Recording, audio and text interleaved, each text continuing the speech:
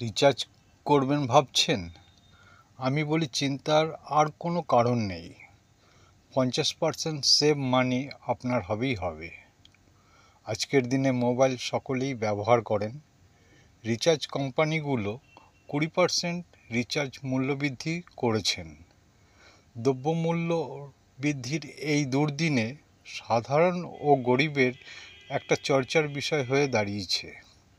কিভাবে মোবাইল ব্যবহার করলে আপনি 50% পর্যন্ত সাশ্রয় করতে পারবেন তা আপনাদের কাছে বিশদভাবে আলোচনা করব। নম্বর 1, সাধারণ ফোন করা বন্ধ করতে হবে। সাধারণ ফোন করা বন্ধ করতে হবে। আপনি সকলকে বলে দিন সাধারণ ফোন করবেন না। আপনি সকলকে বলে দিন সাধারণ ফোন করবেন না। সাধারণ মোবাইল রিচার্জ বন্ধ করে দিন। সাধারণ মোবাইল রিচার্জ বন্ধ করে দিন। নেট বা ডাটা রিচার্জ করুন আপনার সুবিধা মতো। নেট বা ডাটা রিচার্জ করুন আপনার সুবিধা মতো। নেট বা ডাটা সর্বদা অন রাখুন। নেট বা ডাটা সর্বদা অন রাখুন। আপনি যখনই ফোন করবেন হোয়াটসঅ্যাপে অডিও কল করুন।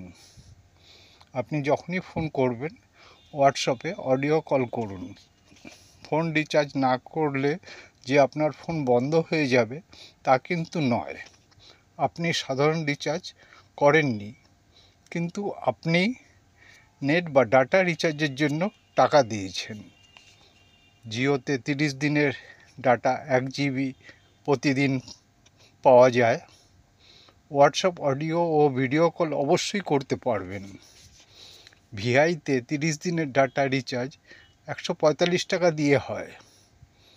আপনার পরিচিতদের বলুন, তাদের জানান।